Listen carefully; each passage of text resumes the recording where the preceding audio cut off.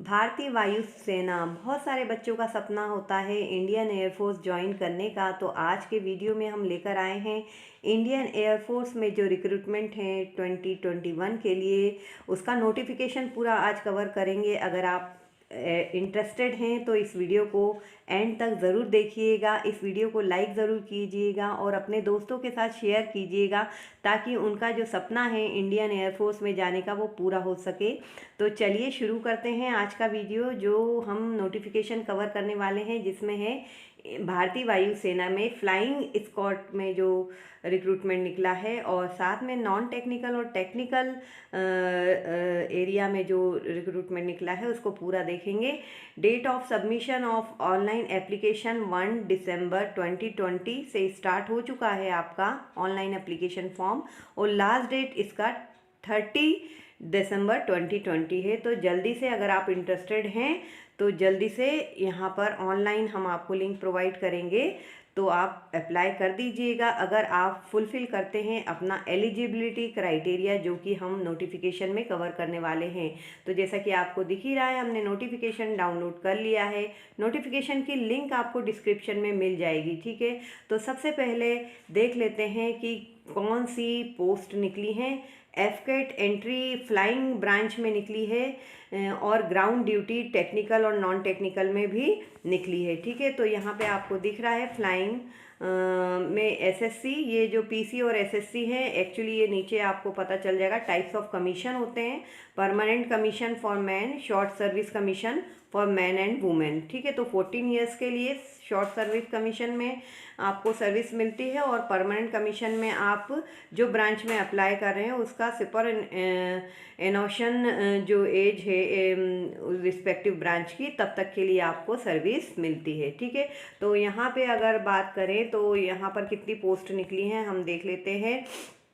SSC में 69 निकली है फ्लाइंग स्क्वाड में, और ग्राउंड ड्यूटी के लिए निकली है पीसी पर 27, एसएससी पर आपको समझ में आ गया ना, पीसी एसएससी का फुल फॉर्म मैंने अभी आपको बताया, ठीक है। तो 69 हमने एसएससी में देखा फ्लाइंग के लिए। ग्राउंड ड्यूटी में हम देख रहे हैं कि aeronautical engineering, electronics and aeronautical engineering mechanical में काफ़ी सारी पोस्ट निकली हुई हैं, 27, 40, 12 एंड 17।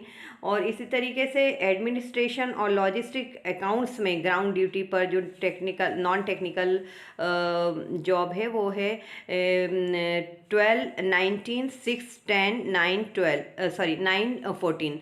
तो ये पीसी और एसएससी दोनों को मिलाकर मैंने आपको बताया, ठीक है। एनसीसी स्पेशल एंट्री फ्लाइंग में निकली हुई है 10% seats out of CD SC vacancies for PC and 10% seats out of एफकेड वैकेंसीज फॉर एसएससी, ठीक है। तो यहाँ पर हम अगर देखें कि एलिजिबिलिटी क्राइटेरिया क्या है तो हमें पता चलता है कि एज, सबसे पहले नेशनलिटी की बात करें तो एज एन इंडियन हम अप्लाई कर सकते हैं। Candidate must be citizen of India as per Indian citizenship act 1955। Age आपके लिए है 20 to 24 ईयर्स, मतलब 2 जनवरी 1998 के को शामिल करते हुए 1 जनवरी 2002 के बीच में आपका जो है इस डेट को भी शामिल किया जाएगा, आखिरी और शुरू की डेट को, इनके बीच में आपका जो है बर्थ होना चाहिए, मतलब एज आपकी 20 से 24 साल के बीच में होना चाहिए, ठीक है। ग्राउंड एंट्री के लिए एज जो है 20 से 26 ईयर्स, और इसकी भी देख लीजिए 2 जनवरी 1996 और 1 जनवरी 2002 के बीच में आपका बर्थ होना चाहिए। मैरिटल स्टेटस की बात करें तो 25 से पहले आपका मैरिज नहीं होना चाहिए। अनमैरिड लोगों के लिए ही ये जॉब रहता है, मैरिज के लिए नहीं रहता है। मैरिज अगर हो भी जाती है 25 के बाद तो फैमिली के साथ रहना इसमें अलाउ नहीं रहता है। तो मैरिटल स्टेटस थोड़ा सा डिटेल में आप देख लीजिए। यहाँ पर एजुकेशनल क्वालिफिकेशन की अगर बात करें तो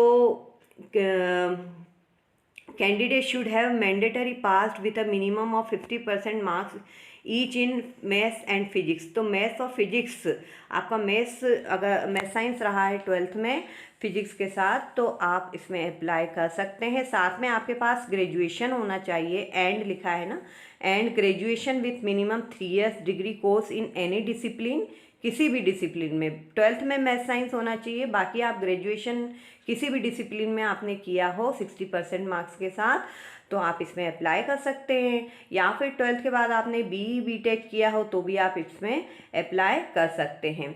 ठीक है, तो ये रही हमारी एजुकेशनल क्वालिफिकेशन की। अगर बात करें फ्लाइंग ब्रांच के लिए, अगर हम बात करें ग्राउंड ड्यूटी टेक्निकल ब्रांच के लिए, तो आप देख ही रहे हैं कि 12th के बाद आपके पास होना चाहिए ये जो इंजीनियरिंग डिग्री होती है, BE करते हैं ना, communication engineering, computer science, electrical and computer engineering, electrical engineering technology.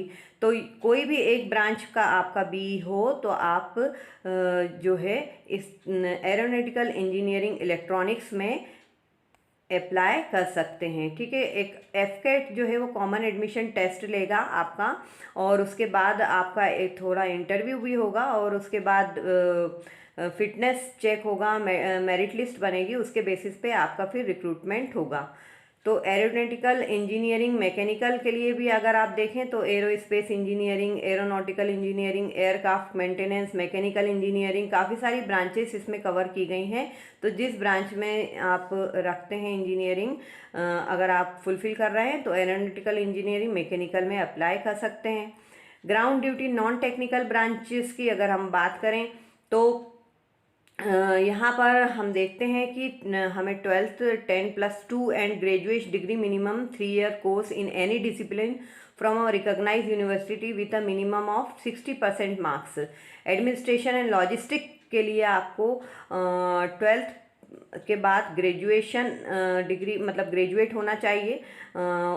तो अगर आप ग्रेजुएट हैं तो आप अप्लाई कर सकते हैं। अकाउंट ब्रांच के लिए हम देखते हैं कि अगर आपके पास 12th है, उसके बाद आपने BCom डिग्री किया है या बैचलर BBA किया है तो भी आप इसमें अप्लाई कर सकते हैं, या फिर आपने BSc किया है और फाइनेंस आपका स्पेशल सब्जेक्ट है, स्पेशलाइजेशन इन फाइनेंस है, तो भी आप अकाउंट ब्रांच में अप्लाई कर सकते हैं। तो ये अदर क्वालिफ़िकेशन जो हमने देखी अकाउंट ब्रांच के लिए वो यहाँ पर फिलफिल हो रही हैं, तो आप जल्दी से इसमें अप्लाई कर दीजिए। लास्ट डेट जैसा कि मैंने आपको बताया है, लास्ट डेट क्या है 30 दिसंबर 2020। तो 30 दिसंबर से पहले आपको अप्लाई करना है। हाउ टू अप्लाई पे अगर हम आते हैं तो बात करते हैं कि किस तरीके से आपको अप्लाई करना है। आपको जैसा कि दिख रहा है 7 नंबर पॉइंट में एक लिंक मिलेगी FCAT के FCAT अगर आप डालेंगे गूगल में तो FCAT